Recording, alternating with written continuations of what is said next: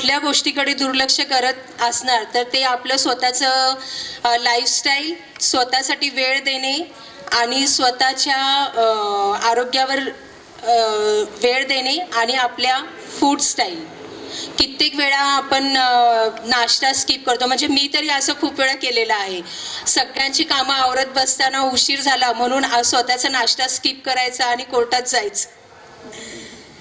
आणि खरं तसं सांगायचं झालं तर माझी आई सुद्धा एक BP पेशंट होती. आईला हार्टचा प्रॉब्लेम होता. माझ्या घरात हिस्ट्री होती आणि माझी आई पण असं कामात फार गुंतलेली असायची. तर माझ्या आईला BPचा त्रास होता आणि एक तिचं डेथ व्हायच्या आधी आईला ना 3-4 दिवस झाले BPचा खूप त्रास होत होता आणि आम्हाला ती सांगत होती की माझ्या हातात मुंग्या येत आहेत, पायात मुंग्या येत आहेत. पण आमच्याच कामांमध्ये ती इतकी गुंतून राहिली की तिला वेळ मिळाला नाही आणि ती डॉक्टरांकडे गेली नाही. आणि बाय द टाइम आम्ही तिला डॉक्टरकडे घेऊन गेलो, इट वॉज सो लेट की आम्ही काहीच करू शकलो नाही. खरं तर मी आणि माझे सगळे बहीण भाऊ सगळे खूप एज्युकेटेड आहोत, वेल सेटल्ड आहोत, पण शेवटच्या क्षणी आम्ही आईसाठी काहीच करू शकलो नाही. आणि तेव्हा मी स्वतः असं ठरवलं की नाही, आपण आईची अशी अवस्था बघितलेली आहे, त्यामुळे स्वतः आपण असं हे आयुष्यात रिपीट करायचं नाही. तरी देखील मी ह्या सगळ्या चुका माझ्या आयुष्यात रिपीट करत गेले.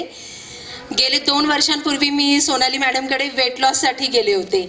1-2 महिने मी त्यांचा डाएट फॉलोअप केला आणि नंतर मला असं वाटलं की नको, हे सगळं मला जमत नाही, माझ्या प्रायोरिटीज फार वेगळे आहेत, असं म्हणून मी पुन्हा ते सोडून दिलं आणि माझं रुटीन मी फॉलो करत गेले. असं करत करत ना 6 महिन्यापूर्वी मला डायबिटीस डिटेक्ट झाला.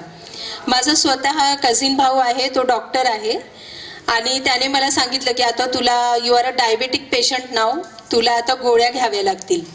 That was the time I realise की मी माझ्या आयुष्यात काय काय चुका केलेल्या आहेत आणि कसं मी स्वतःच्या आरोग्यावरती कधीही लक्ष दिलेलं नाही. पुन्हा एकदा मी मॅडमकडे गेले आणि माझ्या स्वतःच्या भावाने मला सांगितलेल्या गोळ्या मॅडमनी सांगितल्या की घेऊ नका, आपण डाएटनी सगळं कंट्रोलमध्ये आणू.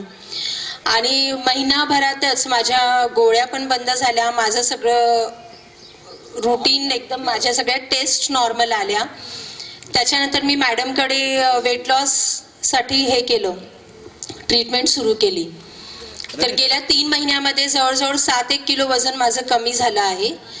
आणि सगळ्यात आनंदाची बाब ही आहे की या सगळ्या गोष्टींसाठी कोणतेही महागडी औषधं नाही, वेगळं असं काही खायचं प्यायचं असं काही नाही. जे निसर्गाने जे आपल्यासाठी दिलेलं आहे त्यातूनच ते एका सिस्टमॅटिक मॅनरमध्ये कसं घ्यायचं हेच मी त्यांच्याकडनं शिकले आणि ते फॉलो करत राहिले. ह्याचा मला खूप फायदा झाला. मी सगळ्या भगिनींना हीच विनंती करीन की आपणही एक व्यवस्थित पद्धतीचं डाएट फॉलो करा. कारण आयुष्यात एक अशी वेळ येते की कोणी असं विचारत नाही तुमच्याकडे पैसे किती आहेत, तुमचा बँक बॅलन्स किती आहे, तुमच्याकडे दागिने किती आहेत, पण एक अशी वेळ येते की सगळेजण विचारतात की तुमची तब्येत कशी आहे. आणि स्त्रियांच्या बाबतीत म्हणायचं झालं तर आपली काळजी घेणारा कोणी नसतं, आपण स्वतःच.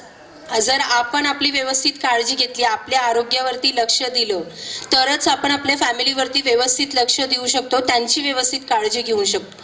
कितीतरी स्त्रिया अशा असतात की मुलाला शिरा आवडतो म्हणून शिरा करणार, नवऱ्याला एक पर्टिक्युलर पदार्थ आवडतो म्हणून ते आवर्जून करणार, आणि आपल्यासाठी काय तर कंटाळाला ह्यांचं करून म्हणून शिळी भाकरी खाल्ली, असं खूप वेळा होतं. तर कृपया असं करू नये. आपल्याला काय त्याच्यासाठी वेगळं फार करावं लागत नाही. आपण इतर सगळ्या लोकांसाठी सगळं करत असतो. थोडासा वेळ आपल्या स्वतःसाठी पण काढावा. आणि जसं एक आहाराचं आपल्या आयुष्यात खूप महत्त्व आहे, असंच योगाचं पण आपल्या आयुष्यात खूप महत्त्व आहे. त्यामुळे दोन्ही गोष्टीचं फॉलो करावा. शेवटी मी एवढंच म्हणीन, मनाला गरज उत्तम संस्काराची, शरीराला गरज पोषक आहाराची, नारी ग उत्तम संस्कार आणि पोषक आहार जतन कर, हीच विनंती महिला दिनाची. थँक्यू.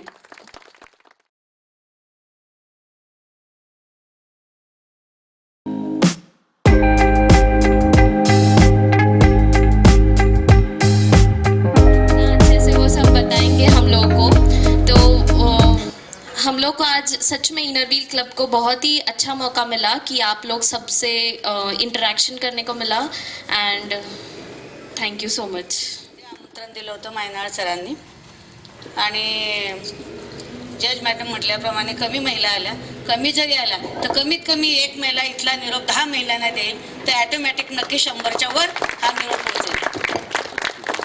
सकाळी ज्या उत्सुक टीचर आधी आल्या, योगाच्या टीचर, झुंबा डान्सच्या टीचर आणि पाठोपाठ सर्व भगिनी आल्या आणि अजून सोनाली मॅडमचं लेक्चर ऐकायच्याच आधी आम्हाला बरंच काही मिळून गेलं की त्यांनी कालच्या एकात वाचलं होतं की गॅस रहित, गॅसवर न शिजवलेले पदार्थ खाणे उत्तम, हे पॉम्पलेटमध्ये वाचलं होतं. तर त्याचा तर अनुभव मिळालाच. त्याचा सर्वांनी अनुभवही घेतला की गॅसवर न शिजवलेला पदार्थ आम्ही खाल्ला आणि खाल्ल्यानंतर आम्ही व्यवस्थित एनर्जी मिळाली आणि इथे उभं राहिलं. तर ह्या ज्या मॅडम आहेत त्या त्रिमूर्ती ज्या मॅडम आहेत तिघींनी अतिसुंदर असं योगाचं म्हणजे प्रॅक्टिकल दाखवलं आणि प्रॅक्टिकल करून घेतलं आणि ज्याला लहान मुलींनी केलं आणि आम्ही ज्येष्ठ भगिनी आम्ही करण्याचा प्रयत्न केला आणि विशेष मी त्यांनी आमच्याकडेही लक्ष दिलं आणि आमच्याकडेही करून घेतलं. तर मायनाळ सरांनी या 3 देविया अशा शोधून आणल्या आणि त्यांना प्रत्येकाला समजावं असं योगदान दिलं. त्याचप्रमाणे त्या झुंबा डान्सच्या मॅडम त्यांनी सुद्धा सुंदर झुंबा डान्स असा शिकवला, सगळ्यांना करून घेतलं आणि हे केलं. आणि आता जज मॅडमनी जे संदेश दिला की तुम्ही ह्या वीकमध्ये महिला दिन म्हणून जो आहे तो साजरा करता, तर खरंच कुणी विचारत नाही, फक्त विचारता हाऊ आर यू, तुम्ही कशा आहे, तब्येत कशी आहे, मुलं कशी आहेत. आणि मॅडमनी जे सांगितले की डायबिटिक त्याने झाला तर prevention is better than cure, हे जे तत्त्व त्यांनी सोनाली मॅडमकडनं घेतलं तर हे सगळं म्हणजे आपण स्वीकारण्यासारखं आहे. का diabetic also it can prevent due to only diet. मग ते डाएट कसं असेल तर हे ऐकूनही खूप बरं वाटलं की मॅडमचा जर डाएट कमी झाला तर व्हाय नॉट टू अदर पीपल, सगळ्यांचा कमी होईलच. मॅडमची तर फॅमिली हिस्ट्री आहे. हायपरटेन्शन आलं की त्याचा भाऊ डायबिटिक हळूहळू येतोच, ते आलं की ते येतो. आणि त्यांच्या मदरला जो त्रास झाला की एज्युकेटेड फॅमिली असून थोडंसं त्यांच्याकडून निग्लेक्ट झालं, आईला निग्लेक्ट झालं.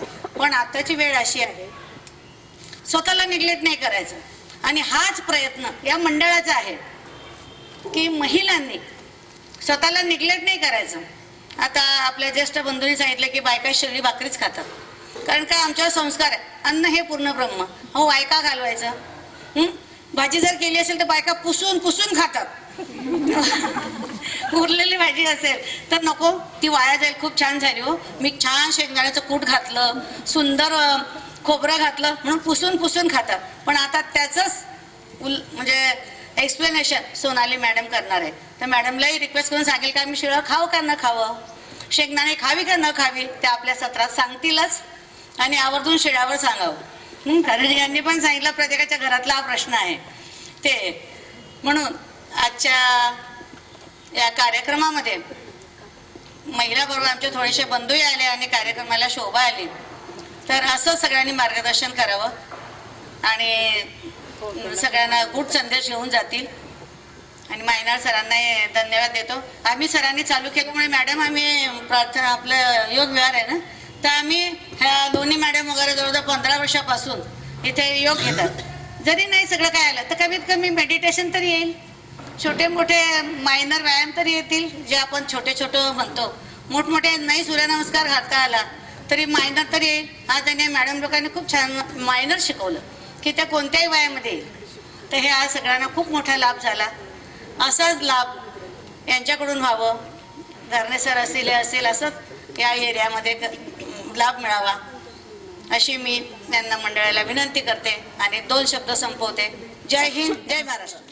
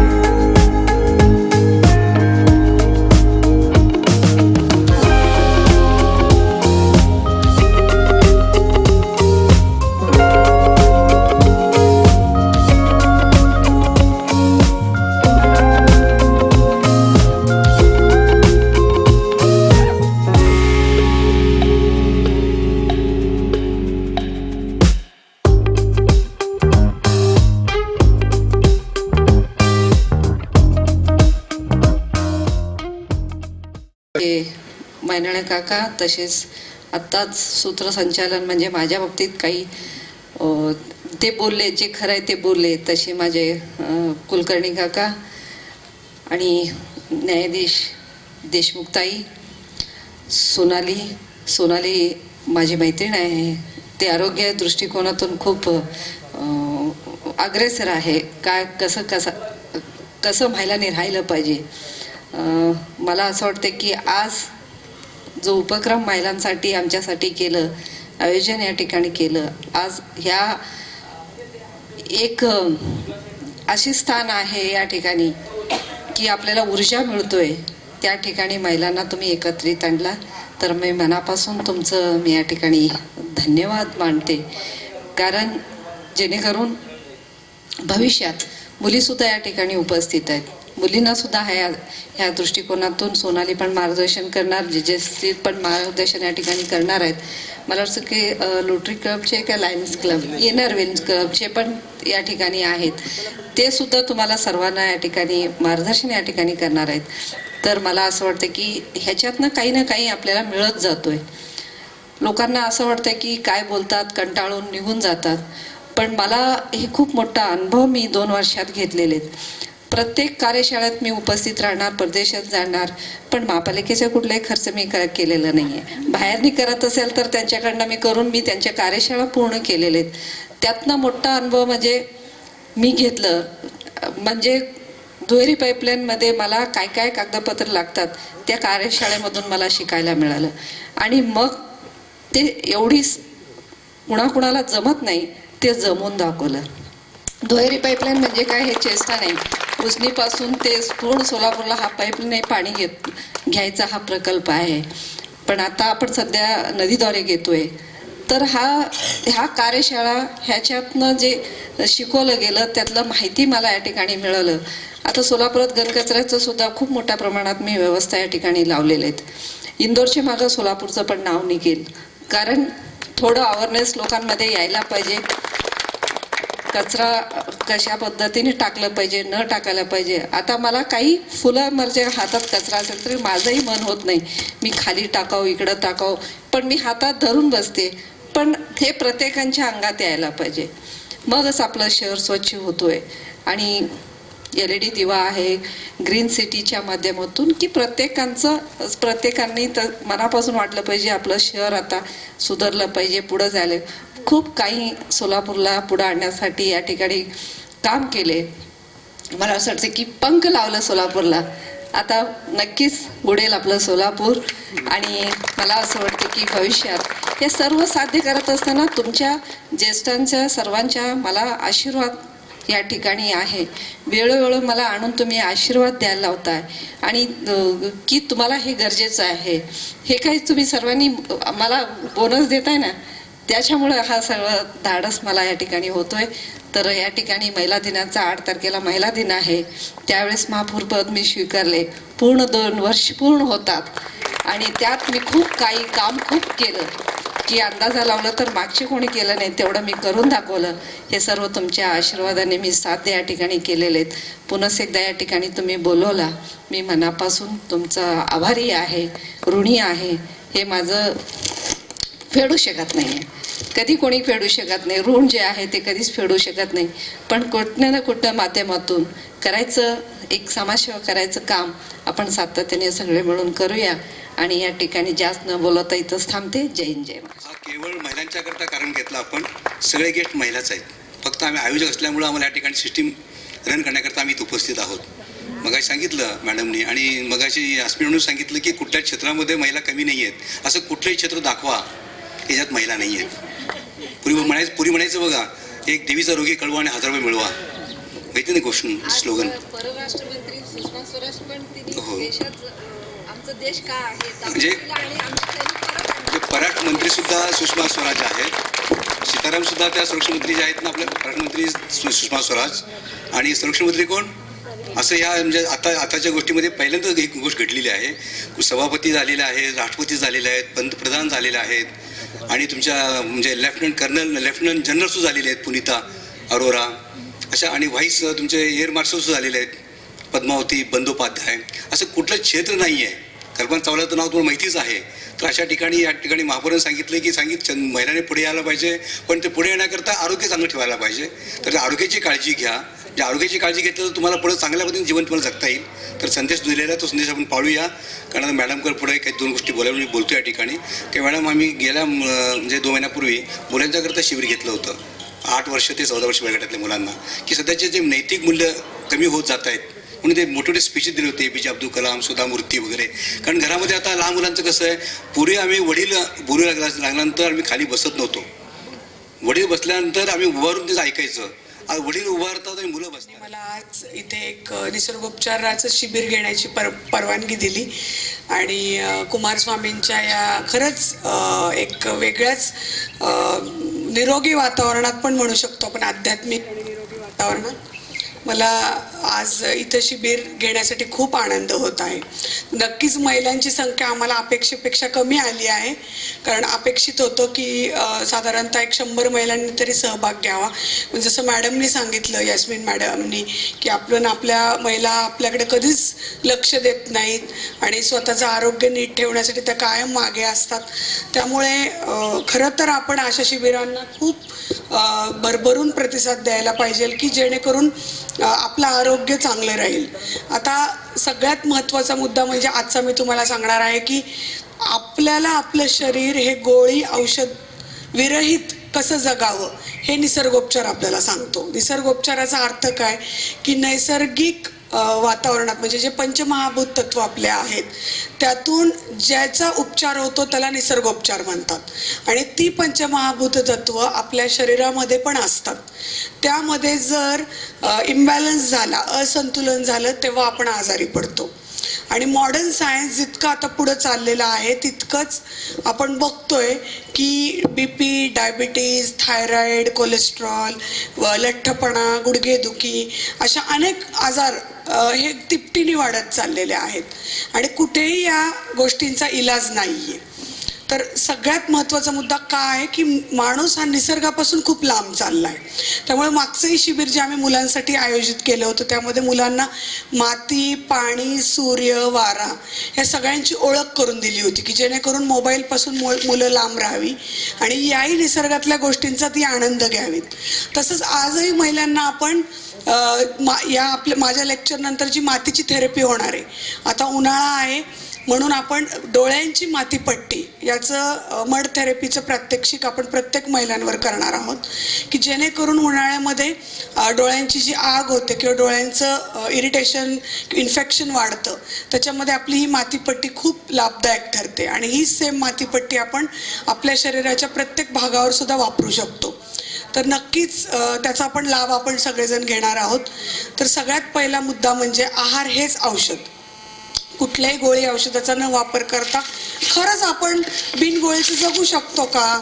इतकं आपण ॲलोपॅथी गोळ्यांकडं यूज टू झालो आहे की पटकन डोकं दुखलं की आपल्या घरामध्ये एका असा डबा असतो की तिथे गोळी आपली रेडीच असते. पेन किलर असू देत किंवा ती तापाची गोळी, सर्दीची गोळी, आणि ती इतकं यूज टू झालं की कामवालीला पण आपण पटकन ती काढून देतो की हे घे, पटकन बरी होऊन कामाला लाग. म्हणजे इतकं आपल्या सगळ्यांच्या मनामध्ये ॲलोपॅथी पूर्णपणे घर करून बसली आहे आणि त्यामुळं आपलं जे जुनं सायन्स आहे निसर्गोपचार त्याला आपण विसर पडत चाललेला आहे. सगळ्यात महत्त्वाचा मुद्दा म्हणजे आपण आहार जर आपला चांगला ठेवला तर आपल्याला कुठल्याही गोळी औषधाची गरज कधीच लागू शकत नाही. म्हणजे जसं मगाशी कुलकर्णी काका म्हणाले की मॅडमची मुलंसुद्धा तशीच आहेत. माझं पूर्ण कुटुंब, माझं लग्न होण्याच्या आधी आमचं महिन्याचं मेडिकल बिल जवळपास 25,000 रुपये असायचं. मेडिकलचं बिल, लूज मोशनसाठी गोळ्या, डोकेदुखीसाठी गोळ्या, पित्त होतंय म्हणून गोळ्या, खोकला येतोय म्हणून गोळ्या. पण आज अभिमानाने मी सांगते की आमचं मेडिकलचं बिल 0 आहे.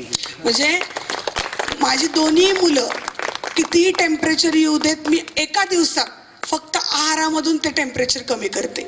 खोकला येऊ देत, सर्दी येऊ देत, कुठल्याही प्रकारचे त्यांना आजार येऊ देत. आणि विशेष म्हणजे हे आजार त्यांचे लगेचच जातात, कारण इम्युनिटी निसर्गाच्या आहाराप्रमाणे मी त्यांची एवढी स्ट्रॉंग बनवली की कुठलाही आजार येऊ देत. आता आपण म्हणतो की स्वाईन फ्लू आला, डेंग्यू आला, पण प्रत्येकालाच का तो आजार होत नाही? कारण प्रत्येकाची प्रकृती वेगवेगळी आहे. मुळात आज आपल्याला हे समजून घ्यायचंय की निसर्गोपचार म्हणजे काही डायटिशियनचा रोल नाहीये. आता आपण बघतो की वेगवेगळे मार्केटमध्ये दीक्षित डाएट आहे, दिवेकर डाएट आहे, किंवा बरेचसे मला प्रश्न विचारले जातात, मॅडम त्याचं काय हो? तर मी त्याच्यासाठी तुम्हाला एक खास गोष्ट सांगेल की आपल्या प्रत्येकाचा स्वभाव वेगळा आहे, प्रकृती वेगळी आहे.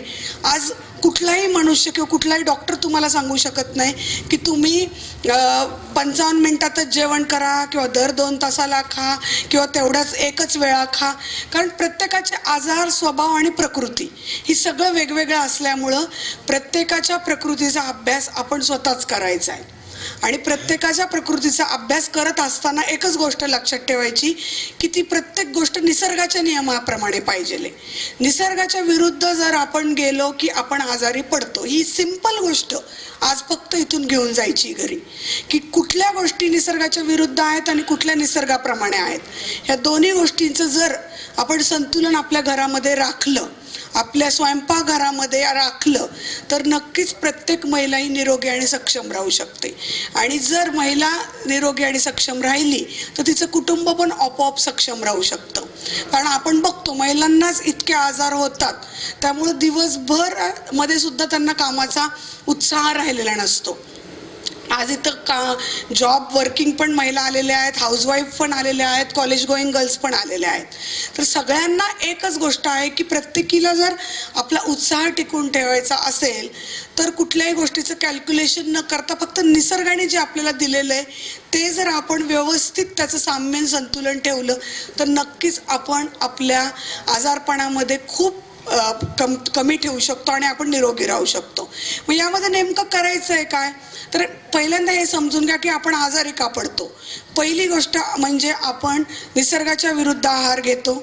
दुसरी गोष्ट म्हणजे आपण आजारी पडलो की लगेच आपण गोळी औषधाकडे पळतो. सर्दी येऊ देत, खोकला येऊ देत, ताप येऊ देत, आपण लगेच स्पेशलिस्टकडे जातो. आधी नॉर्मल फिजिशियनकडे जातो, तिथून फिजिशियन आपल्याला स्पेशलायझेशनकडे पाठवतो. तर हे जे आपलं सगळं आरोग्याचं चक्र आपण स्वतः खूप बिघडून टाकतो. म्हणून यामध्ये सगळ्यात महत्त्वाचा मुद्दा असा आहे की आलेलं आजारपण गोळी औषधाने दाबलं तर छोट्या आजाराचं मोठ्या आजारात रूपांतर व्हायला वेळ लागत नाही. सर्दी, खोकला, ताप हे आपल्याला निसर्गाने दिलेली एक साफसफाई आहे. ज्यावेळी आपल्याला सर्दी येते, काय येते आपण कधी विचार केलाय का? डायरेक्टली आपण गोळी घेतो, औषध घेतो आणि त्याला दाबून टाकतो. मग सर्दीचं रूपांतर अस्थमामध्ये होतं, ब्रॉन्कायटिसमध्ये होतं, कफमध्ये होतं आणि मग डेंग्यू, स्वाईन फ्लू याच्या मोठ्या मोठ्या आजारांना आपल्याला पुढे जाऊन तोंड द्यावं लागतं. म्हणजेच याचा अर्थ काय? कुठलाही आजार ह्याचं ज्यावेळी लहान स्वरूप असतं त्यावेळी मोठं स्वरूप आणण्यासाठी आपण कारणीभूत असतो त्याला. म्हणजे हे आपल्यामुळंच होतं. कुठलाही डॉक्टर फक्त आपल्याला येतो, इंजेक्शन देतो, गोळी देतो, तात्पुरतं आपल्याला बरं वाटतं. पण ज्यावेळी आपण आधी समजून घेतलं पाहिजे की आपण आजारी का पडलोय. आपल्याला एकच थिअरी माहिती आहे, सीझन बदलला, उन्हाळा आला की आपली हीट वाढते, पावसाळा आला की सर्दी वाढते, हिवाळा आला की थंडी ताप येतो, व्हायरल इन्फेक्शन येतं. वेगवेगळ्या गोष्टीतून आपण एक आपल्या मनाची समजूत करून घेतलेली आहे पहिल्यापासून की आपण आजारी या गोष्टींमुळे पडतो. आता आपण बघतो की पहिली गोष्ट आहे की निसर्गाच्या विरुद्ध जेवण करणं. दुसरी गोष्ट आहे की त्या आजारांना दाबणं चुकीच्या पद्धतीने. तिसरी गोष्ट आहे की आपण आपल्या जशी बाह्य रूपाची साफसफाई करतो तशी कधी आंतर शरीराची साफसफाई करतो का? अजिबात नाही. तर या सगळ्या गोष्टी कमी पडल्यामुळे आपण आजारी पडतो. वर्षानुवर्ष आता इथे केऱ्याचा डबा ठेवलाय, त्याला वर्षानुवर्ष आपण फक्त टाकत चाललोय, तर तिथे आजूबाजूला काय जमा होईल? दुर्गंधी, माशा, सगळी घाण जमा होते की नाही? तसं आपण हे शरीराचं एक कचरा करून टाकलाय, म्हणजे डब्बा करून टाकलाय त्याला कचऱ्याचा. वर्षानुवर्ष खात राहतो, भरत राहतो, पण त्याची साफसफाई करायचंच विसरून जातो.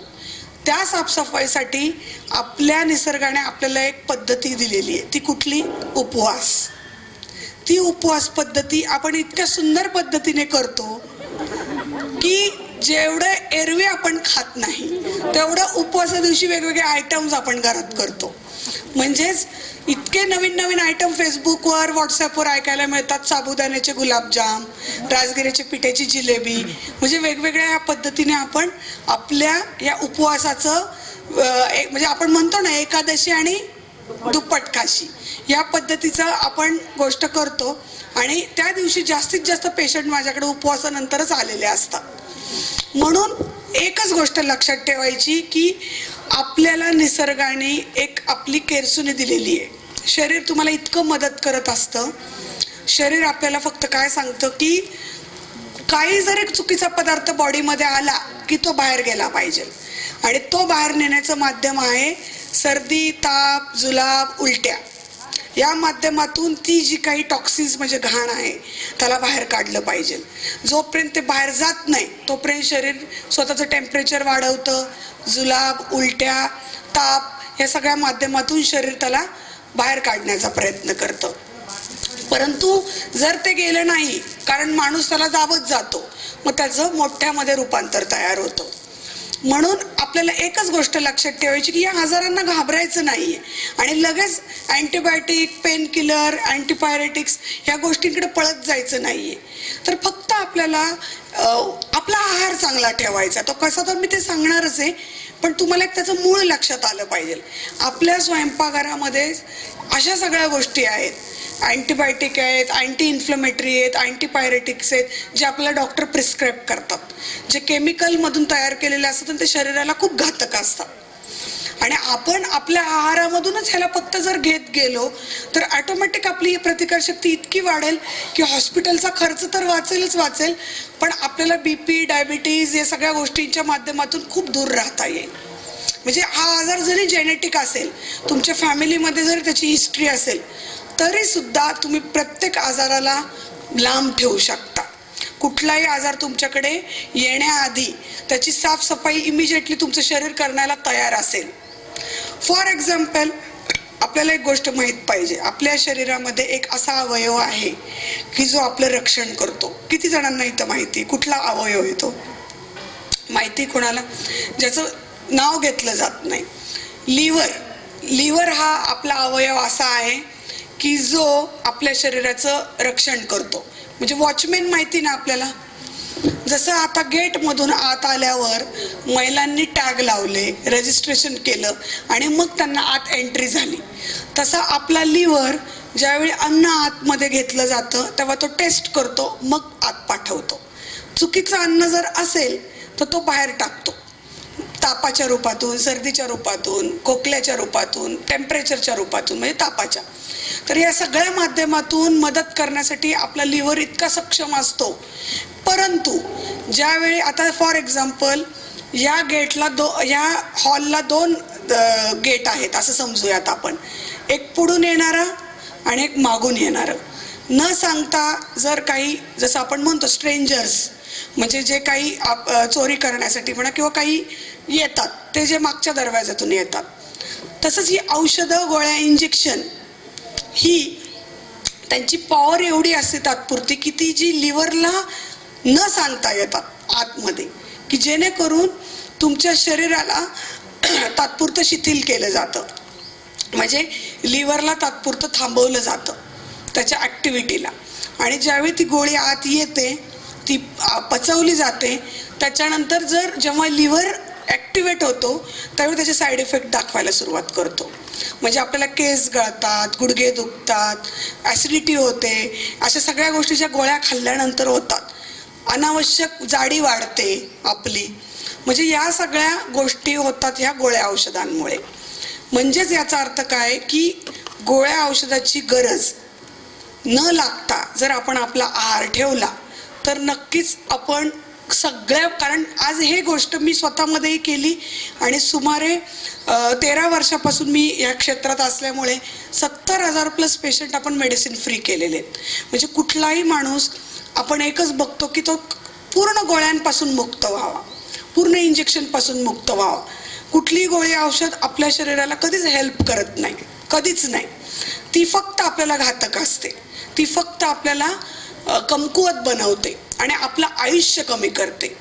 म्हणून सगळ्यात महत्त्वाचा मुद्दा काही अशा गोष्टी आहेत की ज्या आपल्याला लक्षात ठेवायच्यात. सगळ्यात पहिल्यांदा आहारातून आपल्याला 5 पांढरे पदार्थ कमी करायचे आणि हळूहळू बंद करायचे. 5 पांढरे पदार्थ ज्यावेळी आपण बंद करतो हे कोणते आहेत, तर सगळ्यात आपली आवडीची ती आहे म्हणजे साखर. साखर ही ज्यावेळी उसामध्ये असते त्यावेळी ती शरीराला खूप चांगली असते, पण ज्यावेळी ती कारखान्यातून सल्फरयुक्त होऊन आपल्यापर्यंत पोचते त्यावेळी ती आपल्या शरीरातील एक्स्ट्राचं कॅल्शियम जे आहे किंवा कॅल्शियम आहे ते पूर्णपणे सक करून घेते. त्यामुळे ज्या व्यक्ती साखरेचं प्रमाण आपल्या आहारामध्ये जास्त ठेवतात त्यांना सगळ्यात जास्त गुडघेदुखी ही लवकर येते. त्यांचे गुडघे कमकुवत होतात, जॉईंट पेन्स, केस गळणे, हाडांचे नखाचे विकार हे येतात.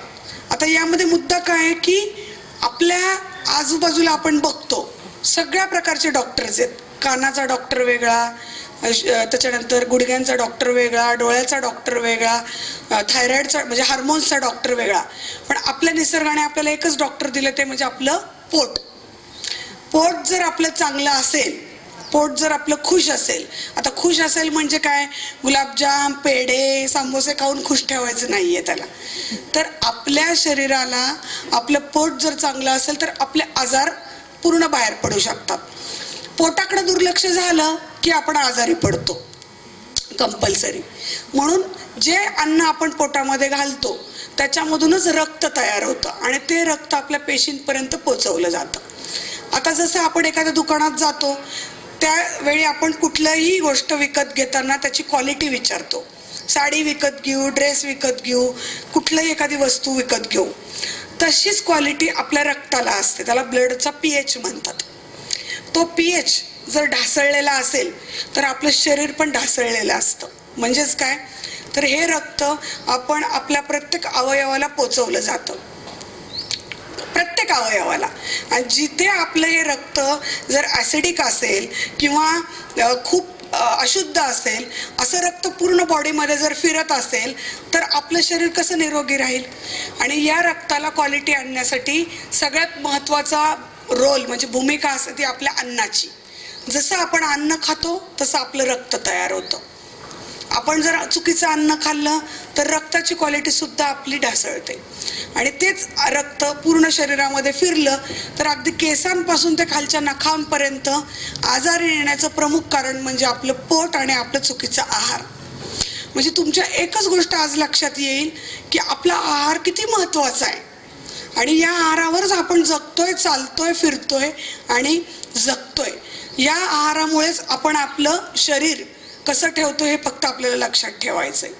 निसर्गाने एक नियम सांगितलेला आहे की पहिले 5 पांढरे पदार्थ हे निसर्गाच्या विरुद्ध आहेत, ते निसर्गातून तयार झालेले नाही आहेत.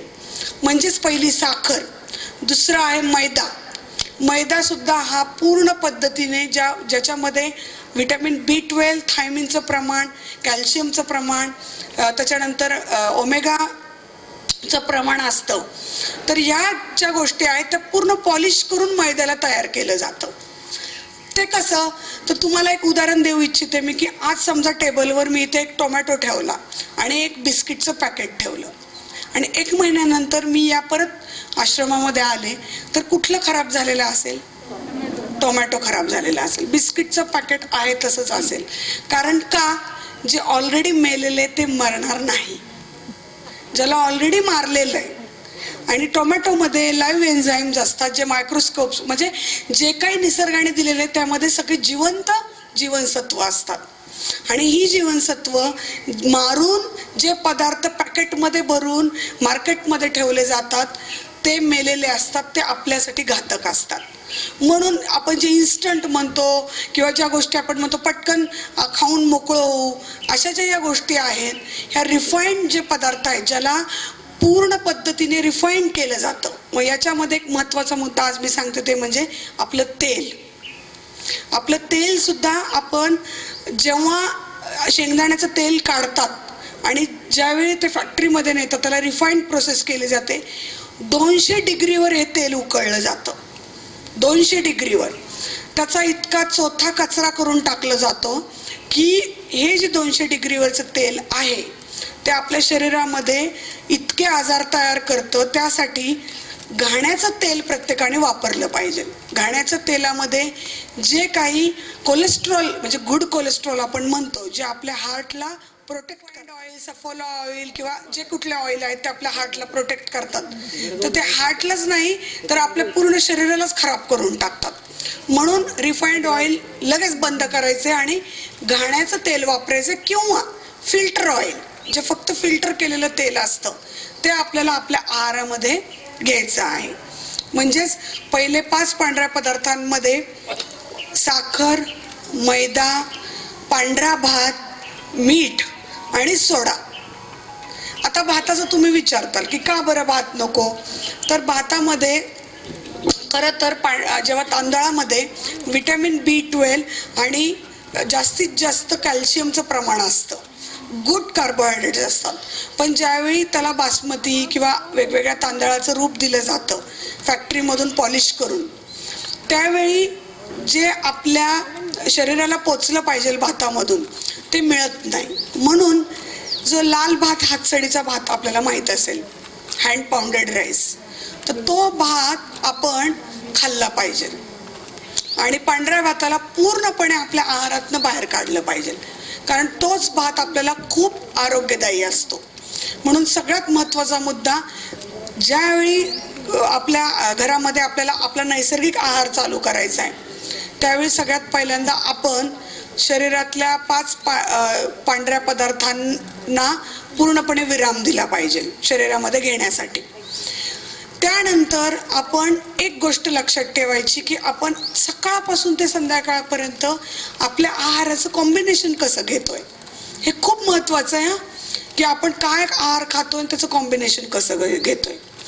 तर 80% हा आहार 80% हा आहार अल्कलाईन आणि 20% हा आहार ॲसिडिक असा पाहिजे आपल्याला.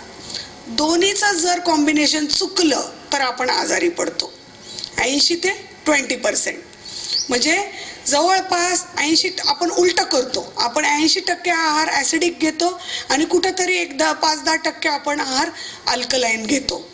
तर म्हणून आपल्याला सगळ्यात महत्त्वाचा मुद्दा हा आहे की या आहारामध्ये सकाळपासून संध्याकाळपर्यंत आपल्याला ॲसिडिक आणि अल्कलाईन फूडचा रेशो पूर्णपणे संतुलित ठेवायचा आहे, पूर्णपणे. तर यामध्ये सकाळपासून संध्याकाळपर्यंत आपण काय घेतो याचं पहिल्यांदा स्वतः आपण ॲनालिसिस करायचं आहे. फॉर एक्झाम्पल, प्रत्येकजण उठल्या उठल्या पहिल्यांदा आपल्याला लागतो तो आपला सगळ्यात आवडीचा चहा. चहा नाही तर काही जणांना त्याचाच भाऊ असलेला कॉफी. चहा कॉफीनी पोट भरत नाही म्हणून आपण त्याच्यासोबत घेतो बिस्किट. बिस्किटनी पण एक चेंज पाहिजे म्हणून ब्रेड, त्याच्यानंतर बटर. असे वेगवेगळ्या पद्धतीचे आपण चुकीचे सकाळपासूनच त्याच्या आहाराची चुकीच्या सुरुवात करत जातो. तर सगळ्यात याच्यामध्ये महत्त्वाचा मुद्दा आहे की ॲसिडिक आणि अल्कलाईन रेशो हा आपण मेंटेन केला पाहिजे. पहिलं काय सांगितलं मी, पहिल्यांदा काय सांगितलं, 5 पांढरे पदार्थांना बाहेर ठेवायचंय.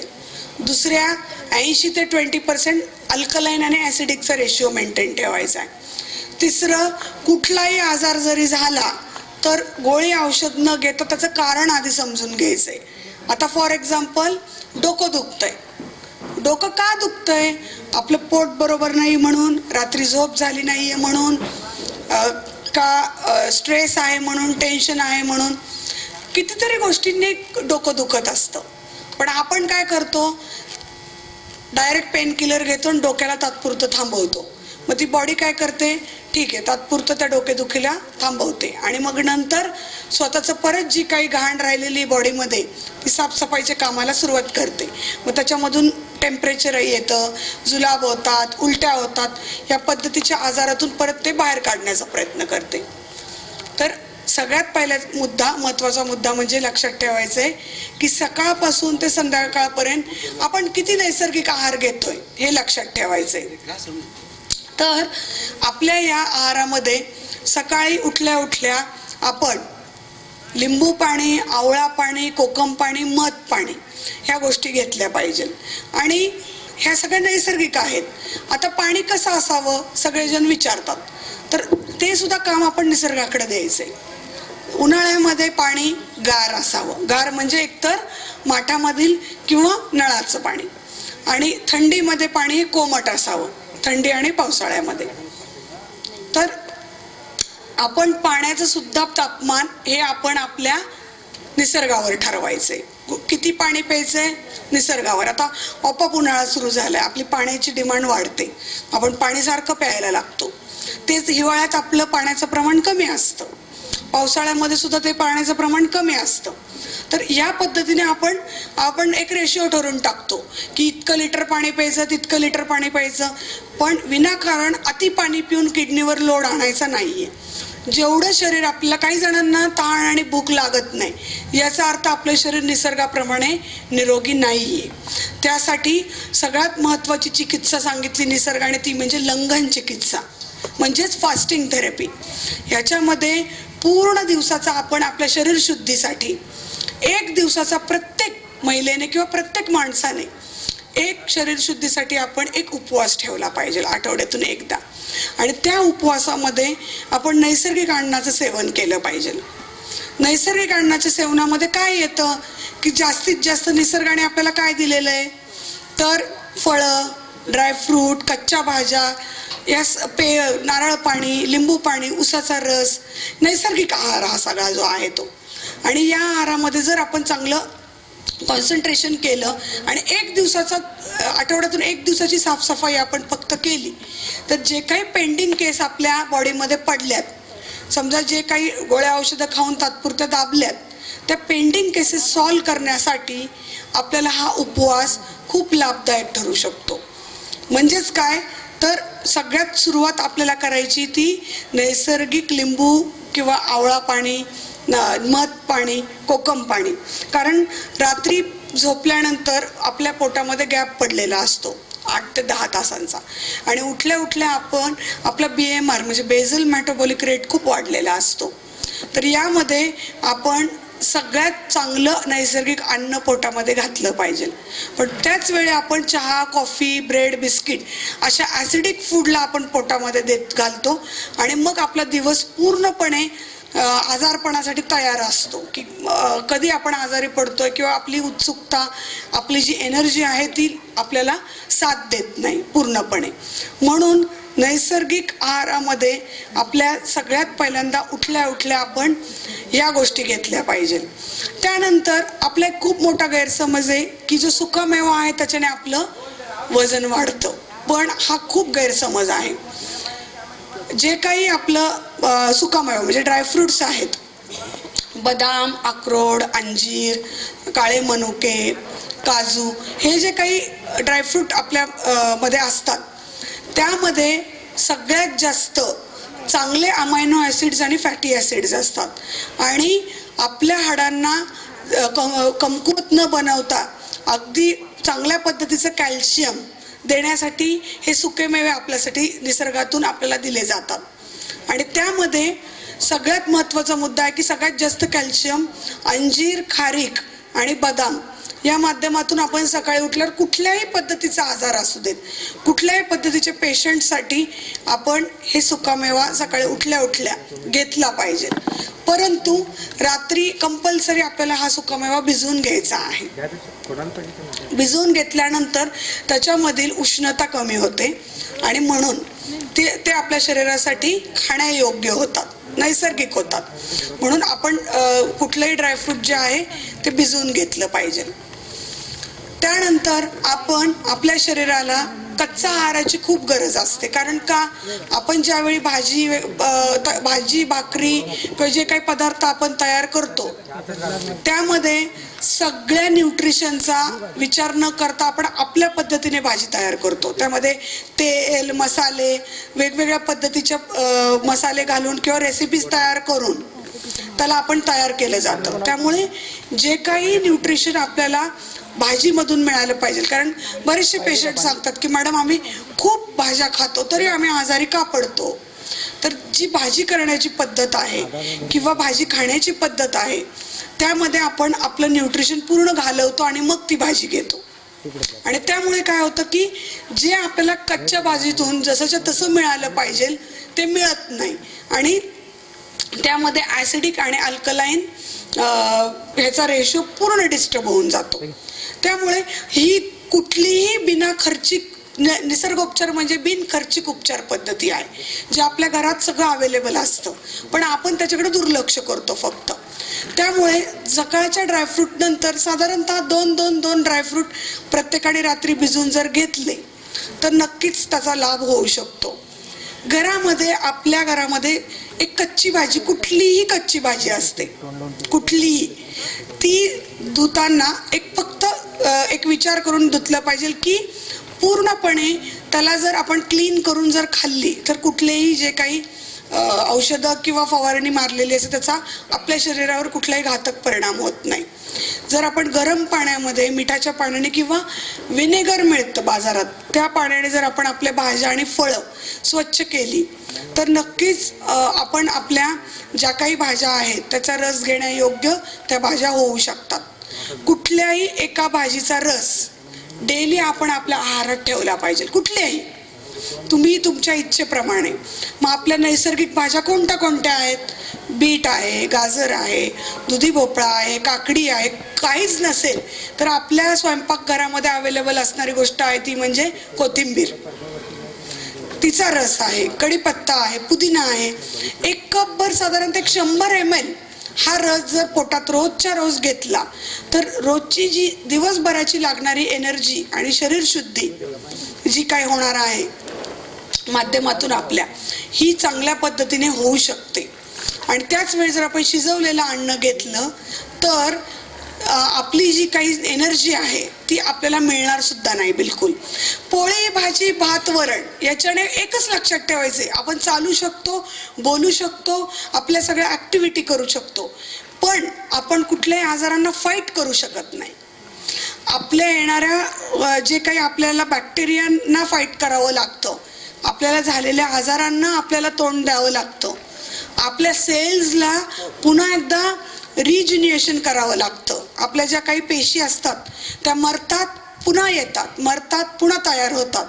याचं जे कार्य जर जिथे संतुलित असतं तो माणूस निरोगी असतो आणि इथं जर पेशींचं कार्य बिघडलं तर माणूस आजारी पडतो आणि कॅन्सरसारख्या घातक आजारांना त्याला तोंड द्यावं लागतं. कारण पेशी ह्या मरतात आणि पुन्हा एकदा तयार होतात आणि जर त्या मेल्या नाहीत तर त्याचं रूपांतर कॅन्सरच्या गाठीमध्ये तयार होऊ शकतं. अशा घातक परिणामांना जर आपल्याला तोंड द्यायचं असेल तर शरीराला आपल्याला येणाऱ्या आजारांना फाईट करण्याची ताकद जर द्यायची असेल तर ह्या फाईट करण्यासाठी आपण हा नैसर्गिक आहार घेतला पाहिजे. म्हणजे पोळी भाजी भात वरण हा वाईट आहार नाहीये पण तो फक्त आपल्याला एक चालण्या बोलण्याची एनर्जी देतो पण तो आपल्याला शरीराची जी काही डागडुजी आहे किंवा रिपेअरिंग आहे ती करण्यासाठी आपल्याला तो मदत करत नाही. ती मदत जर पाहिजे असेल तर नैसर्गिक आहाराचा अवलंब जर केला तर येणाऱ्या प्रत्येक आजारांना आपण खूप चांगल्या पद्धतीने तोंड देऊ शकतो. म्हणजे आपली प्रतिकारशक्ती ही नैसर्गिक आहारातूनच वाढणार कंपल्सरी. याच्यामध्ये कुठलंही वाद नाही की कुठल्या नैसर्गिक आजारांनी आपल्याला हे बरं व्हायचंय तर याच्यामध्ये कुठली टेक्निकल गोष्ट लक्षात ठेवायची नाही. जसंच्या तसं जसं आपल्या शरीरापर्यंत येतं किंवा निसर्गातून येतं तो आहार म्हणजे नैसर्गिक आहार. मग आपल्याला सकाळी नाश्त्याला ज्यावेळी आपण हा रसाहार घेतो त्याच्यासोबत आपण जसं आज तुम्हाला मिक्स फ्रूटचा आपण नाश्ता दिला, स्प्राउट्सचा नाश्ता दिला, ह्याचा तुम्ही सुद्धा नाश्त्यांमध्ये उपयोग करू शकता दररोजच्या नाश्त्यांमध्ये. किंवा सकाळी अगदीच ज्यांना फक्त या आहारावर होत नाही त्यांनी नैसर्गिक पद्धतीची भाकरी, ही जी भाकरी आहे त्याच्यामध्ये कुठलंही पीठ न चाळता, आता तुम्हाला जेवणामध्ये तीच भाकरी दिली जाणार आहे, नाचणी, बाजरी आणि ज्वारी ह्याचा वापर करून आज आपलं जेवण तयार होतंय. आणि या भाकरीमध्ये आपण कुठलेही म्हणजे न चाळता याचा वापर केलेला आहे. घरामध्ये तुम्ही या भाकरीमध्ये अतिशय चांगल्या पद्धतीची अजून अँटीबायोटिक्स घालून पण ही भाकरी तयार करू शकता. लसूण, कांदा, आलं, जिरे, काळी मिरी, दालचिनी हे सगळे आपले नॅचरल अँटीबायोटिक्स आहेत. ह्या गोष्टींचा वापर तुम्ही जर भाकरीच्या पिठामध्ये घातलं, भाज्या घातल्या किंवा मोड आलेली धान्य जरी घालून भाकरी तयार केली, तर अशी अतिशय आरोग्यदायी भाकरी जर तुम्ही सकाळी नाश्त्यामध्ये घेतली आणि एखादी पालेभाजी किंवा घरात केलेली फळभाजी, योग्य पद्धतीने केलेली भाजी. आता भाजीला आपण काय करतो, एकतर आपण वापरतो सगळे जे युटेन्सिल्स आपले आहेत, म्हणजे स्वयंपाकघरामध्ये वापरलेली जाणारी भांडी, ही आपण सगळ्यात महत्त्वाचा मुद्दा म्हणजे ॲल्युमिनियम, जर्मन अशी भांडी वापरतो. त्याच्या मागचं कारण तुम्ही समजून घेतलं पाहिजे. आपल्याला माहिती आहे, ब्रिटिश राज्य ज्यावेळी आपल्यावर राज्य करत होतं त्यावेळी जे कैदी, आपल्या भारतीय लोकांना कैदी बनवलं जायचं, त्या कैद्यांना जर्मनची ॲल्युमिनियमची भांडी दिली जायची. ही का दिली जायची, कधी तुम्ही विचार केला का? कारण हळूहळू ही लोक आजारी पडून लवकर मारावीत. याच्या मागचं कारण असं होतं की ब्रिटिशांनी ही भांडी कंपल्सरी, या लोकांनी उत्कृष्ट प्रतीची भांडी या लोकांना त्यामध्येच अन्न दिलं जावं, पाणी पण त्यात, त्यांचं जेवण पण त्यात. या पद्धतीने ही लोक आरोग्यदृष्ट्या कमकुवत होऊन लवकरात लवकर मरतील, त्यांचं आरोग्य लवकरात लवकर खालावत जाईल. म्हणजे कितीतरी गोष्टी ब्रिटिश गेले सोडून, पण त्यांनी चुकीच्या गोष्टी आपल्याला देऊन गेले. म्हणजे चहा, कॉफी, ब्रेड, बटर हे ब्रिटिशांचं अन्न आहे, आणि जे नैसर्गिक अन्न आपण अडॉप्ट करत, ते लोक अडॉप्ट करतात, त्यांचं आपण अडॉप्शन करतोय. आपली संस्कृती, आपला आहार, आपला विहार, या सगळ्या गोष्टींचा पाया आपल्या भारतीय संस्कृतीचा श्रेष्ठ मानला जातो, आणि तो न वापरता आपण ब्रिटिशांची संस्कृती अडॉप्ट करत चाललोय. त्यामुळे सगळ्यात पहिल्यांदा आपल्या घरातली ॲल्युमिनियमची भांडी बाहेर फेकून द्या. त्याच्यानंतर स्टीलची भांडी जरी तुम्हाला वापरायची असतील तर ती निकेल फ्री वापरा. निकेल हा धातू सुद्धा तेवढाच शरीराला घातक आहे, त्यामुळं निकेल फ्री बाजारामध्ये स्टीलची भांडी येतात, ती वापरा. त्यानंतर सगळ्यात पहिलं उत्तम स्थान भांड्यांमध्ये आहे ते म्हणजे मातीची भांडी. मातीच्या भांड्यांमध्ये आता खूप अवेअरनेस वाढल्यामुळे प्रत्येक आपल्या सिटीमध्ये सुद्धा मातीची भांडी खूप इझिली अवेलेबल होतात, म्हणजे अवेलेबिलिटी नाही असं नाही आहे. मातीच्या भांड्यांचा जास्तीत जास्त वापर करा. 2 नंबर मग पितळ आहे, त्याच्यानंतर कॉपर, तांबा आहे, त्यानंतर स्टील, पण ते पण निकेल फ्री. असे जर भांड्यांचा आपण वापर केला तर आपण जे आपलं अन्न खातोय त्याच्यामधून जास्तीत जास्त निरोगीदृष्ट्या आपलं अन्न तयार होईल. म्हणजे यामध्ये घातक द्रव्य आपल्या अन्नामध्ये, आपल्या शरीरामध्ये जे शिरतात, त्यामुळं आपण आजारी पडतो, आपली प्रतिकारशक्ती कमी होते आणि आपण हार्ट अटॅक, डायबिटीज, BP यासारख्या आजारांना जास्त बळी पडतो. म्हणून पहिल्यांदा आपलं तेल, आपली भांडी ही आरोग्यदृष्ट्या महत्त्वाची पाहिजे.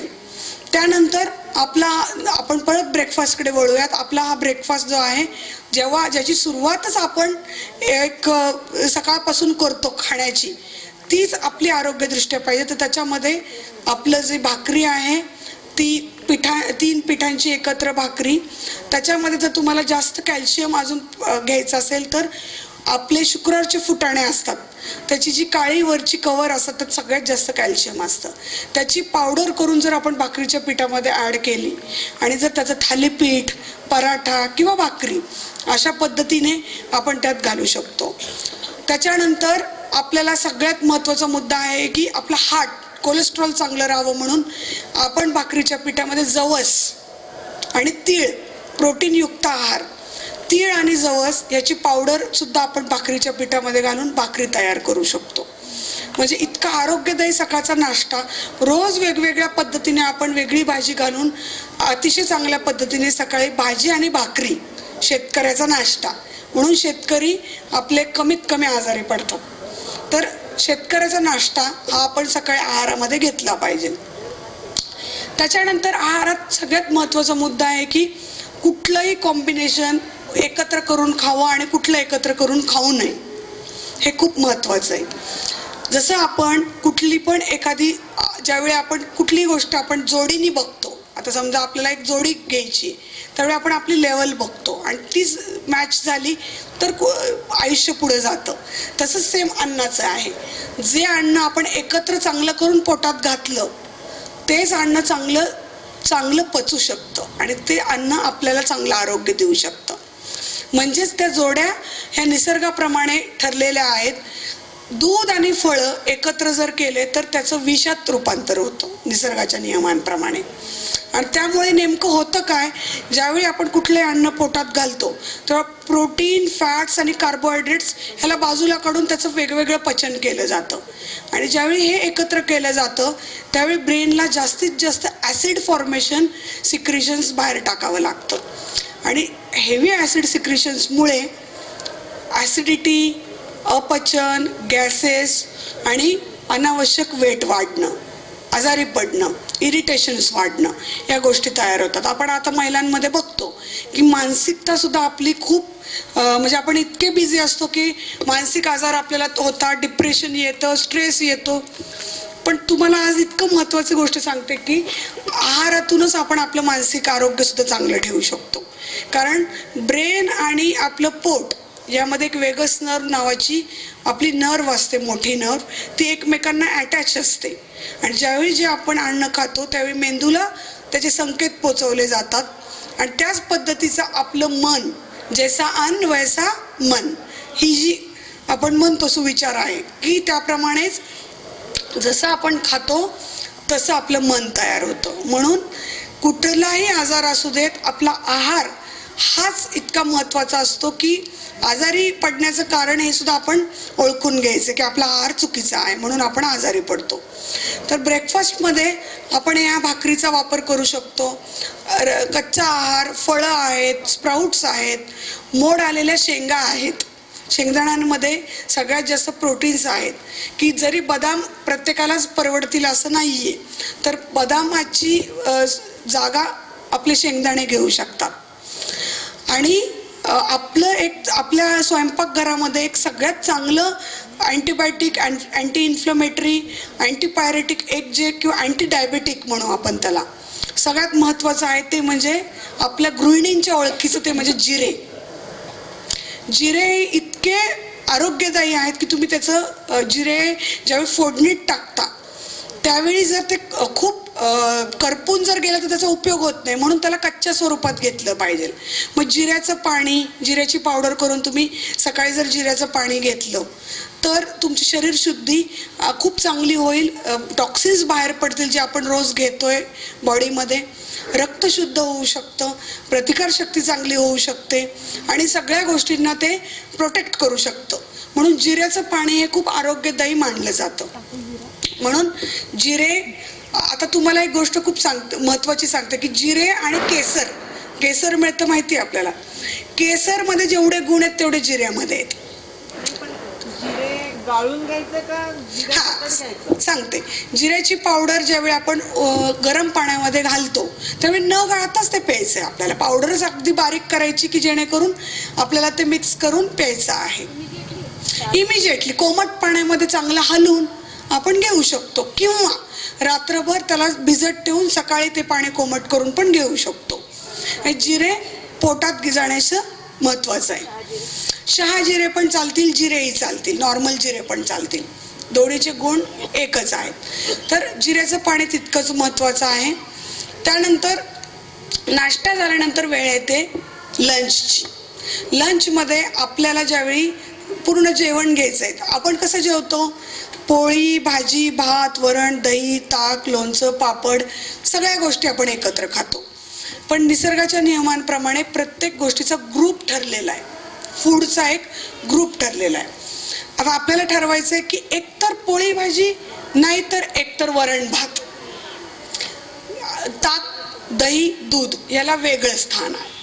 आता आपण म्हणतो की दूध घेणं योग्य की अयोग्य, तसं बघायला गेलं तर माणूस असा एक प्राणी आहे की तो फक्त दुसऱ्या जनावराचं दूध पितो. कुठलाही जनावर तुम्ही बघितलंय का दूध पिताना? हत्ती हा किती हेल्दी प्राणी आहे, तो फक्त शाकाहार आणि तो फक्त त्याच्या आईचं दूध पितो म्हणून तो हेल्दी आहे. आता माणूस हा असा आहे की दुसऱ्या जनावरांचं दूध घेतो. खरं तर निसर्गाच्या नियम, निसर्गोपचारात, नॅचरोपॅथीमध्ये जोपर्यंत तुम्ही आईचं दूध घेता तोपर्यंत ते श्रेष्ठ मानलेलं आहे. आणि ज्यावेळी तुम्हाला दूध घ्यायचं असेल त्यावेळी, आता तर दूध कितपत प्युअर आहे माहीत नाही आहे, पण दूध न घेता आपण त्याला सबस्टिट्यूट अशी खूप निसर्गोपचारात दूध दिलेले आहेत. कोणते दूध आहे ते? तर बदाम दूध, अक्रोडचं दूध, शेंगाचं दूध, खोबऱ्याचं दूध, ही जी काही दूध आहेत ती खूप आरोग्यदायी आहेत. म्हणजेच काय, तर बदामला भिजत घालायचं आहे, त्याचं साल काढून त्याला मिक्सरमधून साधारणतः 3 ते 4 तास बदाम, 7 ते 8 बदाम भिजून त्याला मिक्सरमध्ये काढून पाणी घालून गाळून आपण त्याचं दूध तयार करू शकतो. शेंगाचं दूध अतिशय उत्तम आरोग्यदायी आहे. खोबऱ्याचं दूध म्हणजे सोलकढी जी पितो आपण, ती अतिशय उपयुक्त आहे. तर ह्या सबस्टिट्यूट या दुधांचा वापर करून आपण आपलं हेल्थ चांगली ठेवू शकतो. दूधच पिलं पाहिजे असा हट्टहास नाही आहे, कारण डॉक्टर लोक दूध प्या, भरपूर दूध प्या किंवा भरपूर दुधाचे पदार्थ खा म्हणजे तुम्हाला प्रोटीन्स मिळतील, जिममधून पण असे चुकीच्या संदेश दिले जातात. पण दूध आणि दुधापासून केलेले पदार्थ हे शरीराला हानिकारक आहेत. जर तुम्हाला दूध घ्यायचं असेल, ज्यांना वजन कमी करायचं आहे त्यांनी खोबऱ्याचं दूध म्हणजे नारळाचं दूध घेणं खूप चांगलं ठरतं. म्हणजे याच्याने तुमचं वजन वाढत नाही, शेंगाच्या दुधाने वजन वाढत नाही. बदाम दूध हे तितकंच आरोग्य, जेणेकरून तुमचं हाडं मजबूत राहतात, तुमचे केस चांगले राहतात. ज्यांना केस गळण्याचे महिलांना प्रॉब्लेम असतात त्यांनी खोबऱ्याचं दूध जर दररोज पिलं, 1 कपभर साधारणतः 50 ते 60 ml दूध घेतलं रोज, तर त्यांचे केस, त्वचा, हाडं अतिशय चांगलं राहण्यास मदत होते, निरोगी राहण्यास. तर दुपारच्या जेवणामध्ये एकतर भाजी भाकरी किंवा चपाती भाजी किंवा वरण भात, भाताची खिचडी. एकच लक्षात ठेवायचं की दिवसभरात आपला आहार हा अल्कलाईन झाला पाहिजे जास्तीत जास्त. मग अल्कलाईन होण्यासाठी भातामध्ये पण आपण भाज्या घालू शकतो. भातामध्ये भरपूर भाज्या घालून त्याची खिचडी तयार करता येते, म्हणजे ती अल्कलाईन होईल. पराठ्यामध्ये भाज्या घातल्या तर ती अल्कलाईन होईल. ताक जर तुम्हाला घ्यायचं असेल, तर जर अगदीच अट्टहास असेल, दूध दही ताक घ्यायचं असेल, तर ताक जर घ्यायचं असेल तर कुठल्याही जेवताना त्याला दही दूध ताक घ्यायचं नाहीये. जेवणानंतर 1 तासानंतर आपण ते घेऊ शकतो. आणि ताकामध्ये पण आपण लसूण, जिरे, कोथिंबीर घालून थंड ताक, आपण थंड म्हणजे फ्रीजमधलं नाही, नॉर्मल ताक आपण घेऊ शकतो. दही घेऊ शकतो. दूध आपण म्हणतो, दुधाला जर घ्यायचं असेल तर कुठलेही बॉर्नविटा, बूस्ट टाकून आपले पणजोबा आजोबा पळत नव्हते किंवा ते स्ट्रॉंग राहत नव्हते. तर त्याच्यामध्ये आपल्याला हळद ही antiseptic, anti inflammatory, anti cancerous, हळदमध्ये खूप चांगले गुण आहेत की जे आपण दररोज शरीरामध्ये घेतले पाहिजे. तर एकतर हळदीचं पाणी पण आपण जसं जिऱ्याचं पाणी सांगितलं तसं हळदीचं पाणी पण पिऊ शकतो, किंवा हळद दूध घेऊन सुद्धा त्याची आपण कमी पूर्ण करू शकतो. तर या पद्धतीने आपल्याला हळदीचा वापर रोज आहारामध्ये केला पाहिजे. सगळ्यात महत्त्वाचा मुद्दा मी सांगायचा राहिला की भाजी कशी करावी. भाजी करताना आपण सगळ्यात आधी, आता दोडक्याची भाजी, त्याला पहिल्यांदा आपल्याला स्टीम करून घ्यायचंय. स्टीम म्हणजे उकडून घ्यायचंय आणि त्यानंतर कमी अगदी तेलामध्ये आपल्याला त्याला फोडणी घालायची. आपण काय करतो, इतकं शिजवतो त्याला, त्यात मसाले टाकून पुन्हा एकदा कुकरला शिट्टी घेतो, म्हणजे ते पण आपण ॲल्युमिनियमच्या कुकरमध्ये. म्हणजे या सगळ्या गोष्टी ज्यावेळी आपण करत असतो त्यावेळी त्याचं न्यूट्रिशन पूर्ण निघून गेलेलं असतं. म्हणून भाजीला आधी वाफवा आणि मग फोडणी घाला आणि मग थोडेफार मसाले घाला, जेणेकरून तुमच्या भाजीचे जीवनसत्व आहे तसेच राहतील. मग जेवणामध्ये सगळं अन्न एकत्र न करता आपल्याला जसं आपण कामाची पद्धत ठरवतो, त्या मॅनेजमेंट चांगली असेल तर काम चांगलं होतं, तसं महिलांनी, गृहिणींनी आदल्या दिवशीच आपला आहार दुसऱ्या दिवशी काय असेल त्याची तयारी आपल्याला करायची आहे. म्हणजे कुठल्या भाज्या घरात आहेत की नाही ते आधीच आणून ठेवायचे. मला उद्या कुठला ज्यूस घ्यायचा आहे, मला उद्या दुपारच्या जेवणामध्ये काय घ्यायचं, याची तयारी जर आपण आधी केली तर कुठलंही मिसमॅनेजमेंट यामध्ये होणार नाही. जसं कुठल्याही प्रोग्रामला जायच्या आधी आपण बाकीची तयारी करतो, तसं आपण आहाराची तयारी करतो का कधी? आहे ते अवेलेबल पटकन खातो आणि निघतो, इन्स्टंट. त्यामुळं मग आजारसुद्धा इन्स्टंट येतात, हे आपण लक्षात ठेवलं पाहिजे. म्हणून दुपारच्या जेवणाचं नियोजन आपण योग्य पद्धतीने केलं पाहिजे. त्यानंतर 5-5:30 वाजता आपण फलाहार घेतला पाहिजे. आणि फळांचं योग्य कॉम्बिनेशन आहे म्हणजे ताक आणि फळं. 1 ग्लास ताक आणि सिजनल फळं, ऋतूप्रमाणे फळं, म्हणजे याच्यामध्ये जे काही निसर्गाप्रमाणे फळं आहेत ती आपण घेतली पाहिजेत. 12ही महिने जी फळं मिळतात ती गोष्ट वेगळी, पण आता आपण बघतोय थंडीमध्येच कलिंगड, खरबूज सुरू झालेली, पण ती खाऊ नयेत. त्यामुळे जी सीझन ऋतूप्रमाणे जी फळं आहेत तीच निसर्गाप्रमाणे आपण घेतली पाहिजेत. मग 5 वाजता तुम्ही एकतर ताक किंवा दही, खजूर, ड्रायफ्रूट, स्प्राउट्स याचं एक कॉम्बिनेशन आहे, किंवा भाजीचं सूप, वेगवेगळ्या भाज्यांचे सूप तुम्ही घेऊ शकता. आणि टोमॅटो सूप, पालक सूप, गाजर सूप, व्हेजिटेबल सूप, किंवा उकडलेल्या भाज्या, कोशिंबिरी. सगळ्यात बेस्ट म्हणजे कोशिंबीर करून पण तुम्ही घेऊ शकता. म्हणजे 5 ते 5:30च्या दरम्यान एखादं अन्न तुम्हाला कॅलरीजसाठी लागतं आपल्या एनर्जीसाठी, तर त्यावेळी तुम्ही सूप घेऊ शकता, किंवा ह्या मी जे ऑप्शन सांगितले ते घेऊ शकता. साधारणतः 2 तासानंतर रात्री 8च्या आत आपला डिनर म्हणजे आपलं रात्रीचं जेवण असावं. कारण जितकं आपण खूप उशिरा जेवू तेवढं आपलं पचन मंद झालेलं असतं. 9, 9:30, 10, 10:30 जेवायचं की आपण लगेच थोडा वेळ बसतो की झोपतो, आणि त्यावेळी इतकी पचन संस्था आपली वीक झालेली असते की आपलं अन्न चांगलं पचण्याऐवजी त्याचं अपचनामध्ये रूपांतर होतं. म्हणून जे काही अन्न आहे ते आपण साधारण 8 पर्यंत आपण घ्यायचा. त्यामध्ये सुद्धा आपण अन्नाचा एक गट करायचा आहे. कोशिंबीर, जवसाची चटणी, कारळाची चटणी, तिळाची चटणी, ह्या आरोग्यदायी चटणी आहेत. किंवा आपण प्रत्येक भाजीची सुद्धा चटणी करू शकतो. कोथिंबीरीची चटणी, कांद्याची चटणी, चुका असतो चुक्याची चटणी, विड्याच्या पानाची चटणी, पुदिन्याची चटणी, हे जसंच्या तसं पोटात जाऊ शकतं आपल्या. गाजरची चटणी, बिटाची चटणी, या ज्या सगळ्या चटण्या आहेत की भाजी न करता भाकरी आणि ही चटणी, म्हणजे कोरडी न होता ह्या व्हेजिटेबलच्या चटण्या करून सुद्धा आपण रोज वेगवेगळं आपण चेंज म्हणून सुद्धा हे घेऊ शकतो भाकरीसोबत. म्हणजे सगळ्या व्हेजिटेबल एकत्र करून आपण त्या कांदा, कोथिंबीर, कढीपत्ता, तिळाचा कूट घालून जरी सुद्धा या चटणी, आरोग्यदायी चटण्या घेऊ शकतो. याच्यामुळे वजन कमी होतं, शरीरावरची सूज कमी होते, गुडघेदुखी कमी होते ह्या चटण्यांमुळे, कारण त्याच्यामध्ये सगळे अँटी इन्फ्लमेटरी गुण असतात. रात्रीचं जेवण हा हलका असावा आणि हे चटणी आणि भाकरी किंवा चपातीचा असावा. त्यानंतर झोपण्याआधी जर लिंबू पाणी, आवळा पाणी पुन्हा एकदा जर आपण 1 ग्लास कोमट पाण्यात घेऊन झोपलो तर सकाळी आपला जो कोठा असतो तो चांगल्या पद्धतीने क्लिअर राहू शकतो. म्हणजे क्लिनिंग प्रोसेस जी आहे ती व्यवस्थित होऊ शकते आपल्यामध्ये. तर महत्त्वाचा मुद्दा आहे की लिंबू, आवळा, जिरा पाणी आपण रात्री घेऊ शकतो. म्हणजे जे काही निसर्गाचे आहार सांगितलेला आहे तो रात्री सुद्धा आपण कोमट पाणी मध्ये जिरे, आवळा, ॲलोवेरा म्हणजे कोरफडीचा रस याचा वापर करून सुद्धा रात्री आपण 1 ग्लास पाणी पिऊन झोपू शकतो.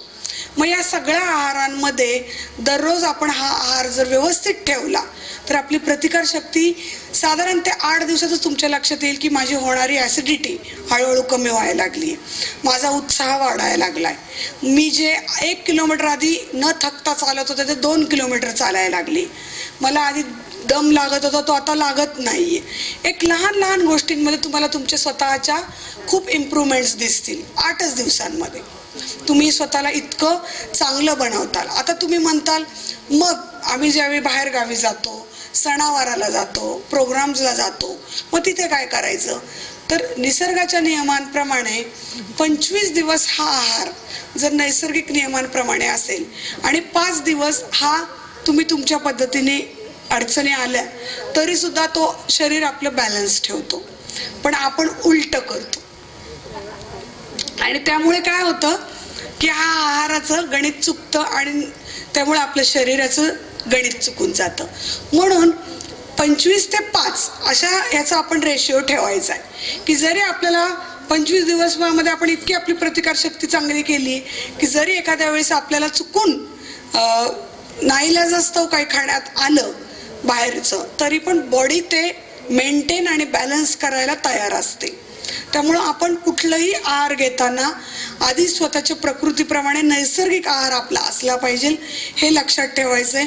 आहाराचं कॉम्बिनेशन घेताना एक लक्षात ठेवायचं की फळ आणि दूध एकत्र न करता घेतली पाहिजे. तर फळ ही ताक किंवा दह्यासोबत आपण घेतली पाहिजे.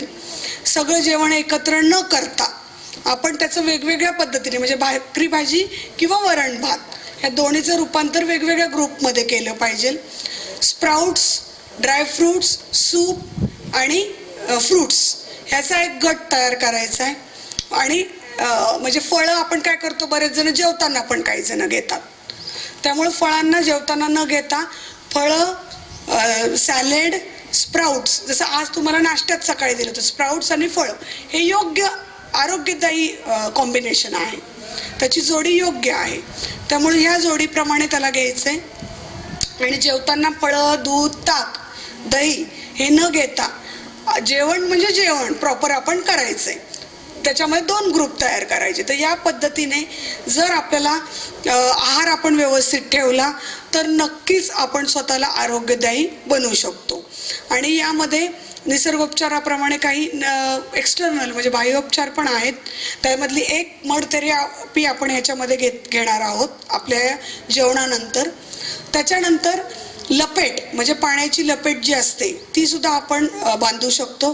पोटाचे विकार असतील तर पोटाची लपेट, छातीचे असते, खोकला म्हणजे कुठलेही ब्रॉन्कायटिस किंवा इन्फ्लमेटरी काही जर आजार असतील तर छातीची लपेट, गुडघे दुखत असतील, पाय दुखत असतील तर पायाची लपेट, या पद्धतीने आपल्याला ते करायचं आहे.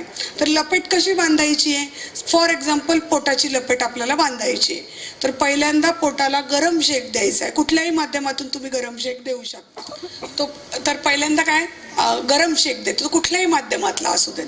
आता हॉट वॉटर बॅग्स मिळतात त्या माध्यमातून किंवा तव्यावर शेक देऊन इस्त्रीला कापड घासून आपण फक्त ते गरम व्हावं या पद्धतीने. तर फॉर एक्झाम्पल पोटाला आपण पूर्ण शेक दिला. त्यानंतर कॉटनचं एक कापड म्हणजे ओढणीचं असू देत किंवा साडीचं असू देत, हे कॉटनचं कापड एक आपल्याला कट करून आपल्या पोटाच्या मापाचं ओलं करायचं आहे. नॉर्मल पाण्यात ओलं करून घट्ट पिळून पोटाभोवती गुंडाळायचं आहे.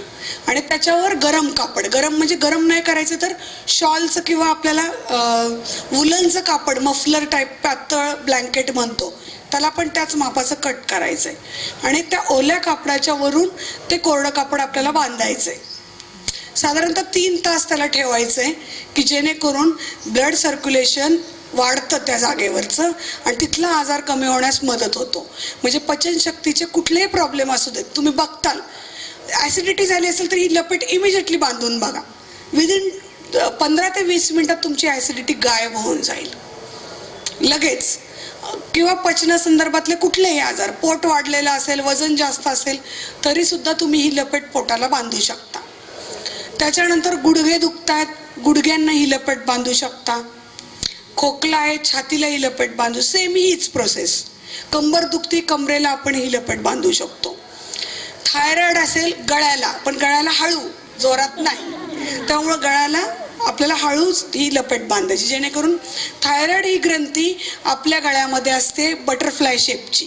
ही ग्रंथी आपलं शरीराचं तापमान, आपली वजन व्यवस्थित ठेवण्यास मदत करते. आणि ज्यावेळी थायरॉइड ग्रंथीचं इम्बॅलन्स होतं त्यावेळी आपलं वजन वाढतं आणि आपल्या शरीरामध्ये हार्मोनल इम्बॅलन्स होतो. म्हणून ही लपेट त्याला सुद्धा खूप उपयोगाची आहे.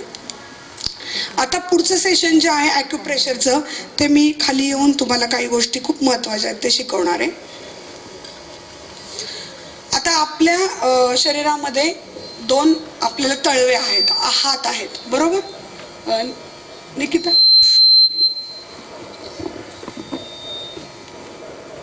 साधारणतः तू आता हात कर कारण मला हे बोलताना मग माईक इकडे तिकडे.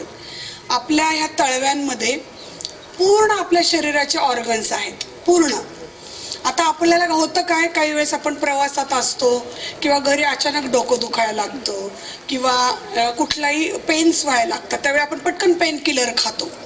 तर आपल्याला महत्त्वाचं काय आहे की इमिजिएटली आपल्याला, तुम्ही म्हणता की मग नॅचरोपॅथी तर इमिजिएटली आम्हाला आता बरं व्हायचं तर मग आम्ही काय करू.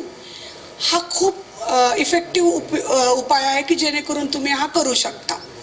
तर आपल्या या पूर्ण हातामध्ये एकच लक्षात ठेवायचे की मधले हे 2 आपले पाय आहेत आणि साईडचे 2 बोट आहेत ते आपले हात आहेत आणि हे आपलं डोकं आहे.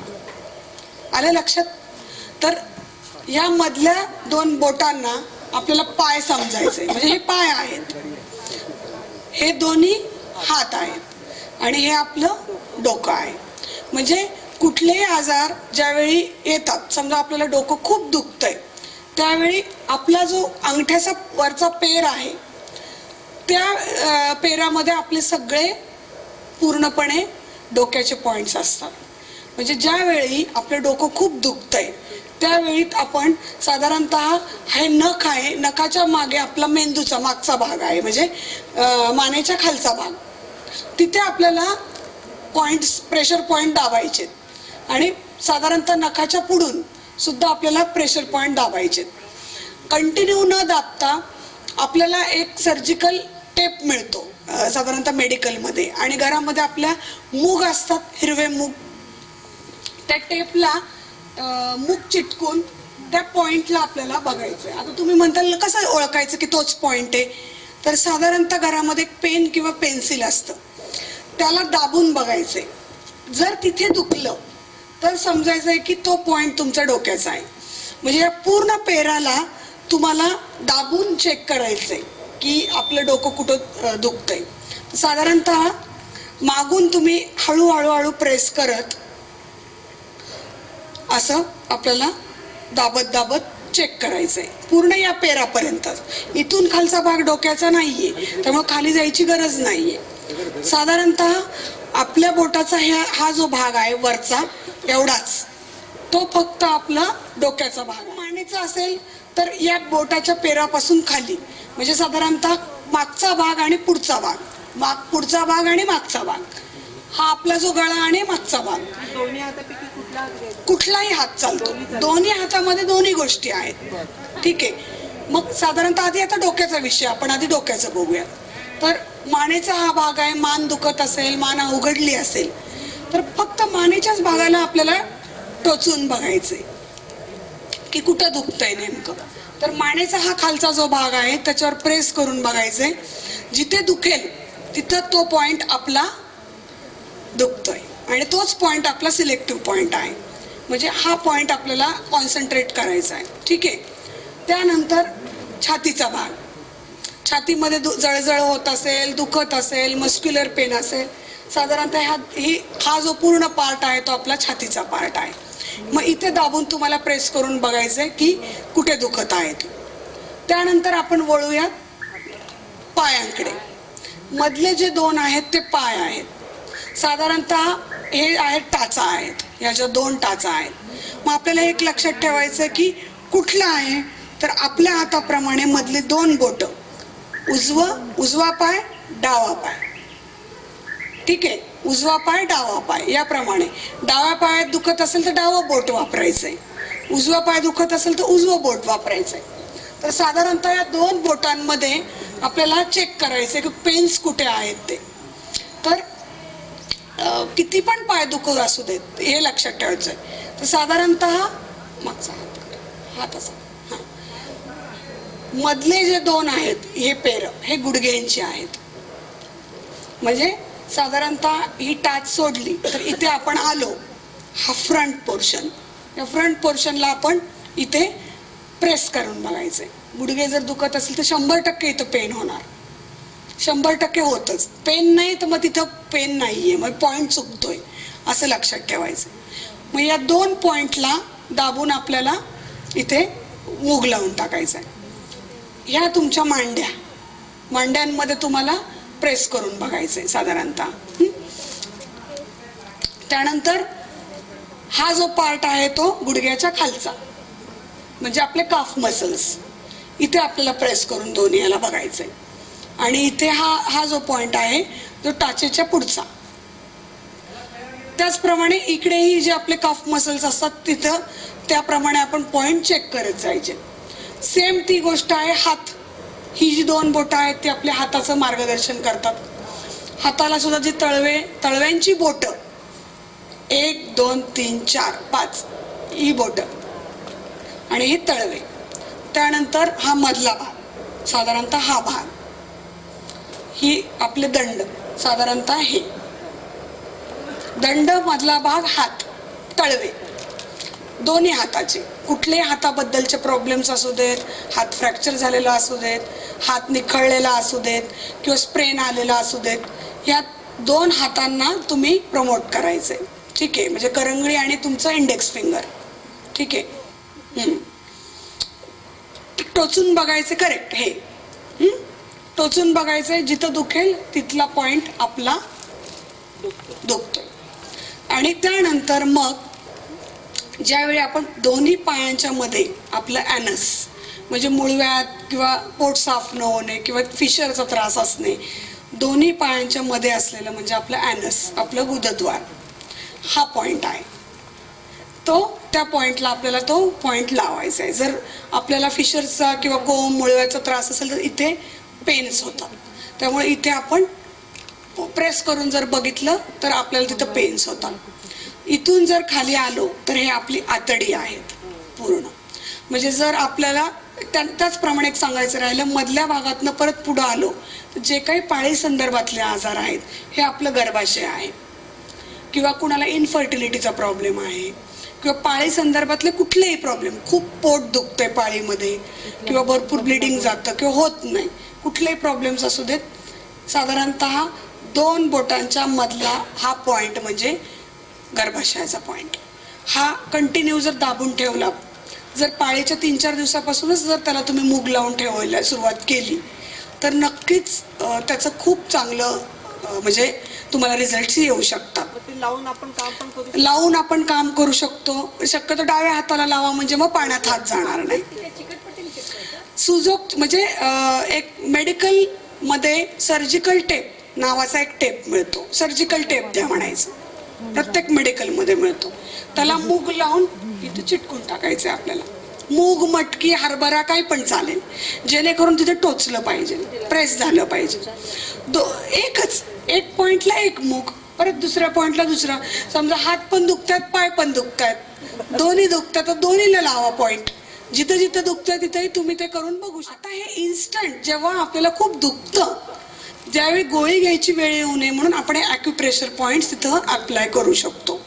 तर साधारणतः हे पूर्ण आपले आतडी आहेत. मग आणि इथे पॅनक्रियाज आहेत, इथं आपलं लिव्हर आहे, हे सगळ्या गोष्टींना आपण हे करू शकतो.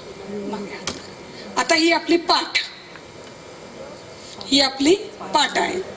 मग साधारणतः अगदी 2 पायांच्या मधून आपलं अप्पर पाठीचा भाग सुरू होतो. पाठ दुखत असेल तर हा पूर्ण पाठीचा मणका मधला, म्हणजे जर पाठीचा मणका दुखत असेल तर आपण ह्याला प्रेस करू शकतो पूर्ण, किंवा इथं पूर्ण आपण एक पट्टी लावू शकतो. टेप घ्यायचा, त्याला 3-4 मूग लावून इथे एक स्टिक करू शकतो पट्टी आपण. त्याच्यानंतर ह्या 2 किडनीज, ह्या 2 काय आहेत? किडनीज आहेत. किडनी स्टोन जर असेल तर दाबून बघायचं, इथं 100% दुखणार. म्हणजे इथे किंवा युरिनरी ट्रॅक प्रॉब्लेम, युरिनचे कुठलेही प्रॉब्लेम्स असू देत, इथे आपल्याला पेन्स होणार. इथे आपल्याला त्याचं लक्षात येईल. इथे मूग लावून ठेवायचे. 2 ते 3चा ग्रुप करून जरी लावला, जर जास्त पॉइंट्स असतील तरी चालेल. म्हणजे मागे आणि पुढे आपल्या हातातच आहे, जे तुम्ही कुठेही यूज करू शकता, कुठल्याही ऑर्गनसाठी, आणि लगेच त्याचे रिझल्ट्स आहेत. म्हणजे असं नाहीये की खूप वेळाने त्याचा रिझल्ट दिसेल का.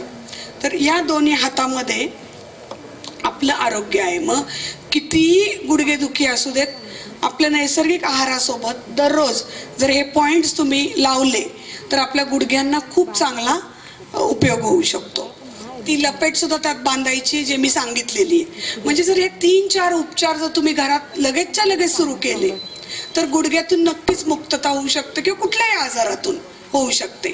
आणि आता मड थेरपी पण जी घेणार आहे, तीच मड थेरपी तुम्ही गुडघ्यांवर पण वापरू शकता.